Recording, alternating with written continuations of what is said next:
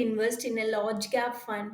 Is it safe and secure to invest in a large cap fund? What are the benefits of investing in it? Financial expert Mr. Guru Raj will guide us through. Guru Raj, the screen is yours.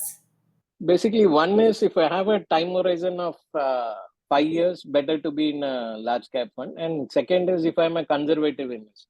When I say conservative, I don't want that exorbitant return of 15 or 20%. And I also want to ensure that when market falls, my NAV doesn't fall much.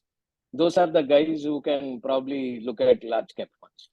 Thanks for your detailed answer. If you have any doubts regarding this or any other financial decision, don't hesitate to book an appointment with our financial experts. The link to the appointment is given in the description below.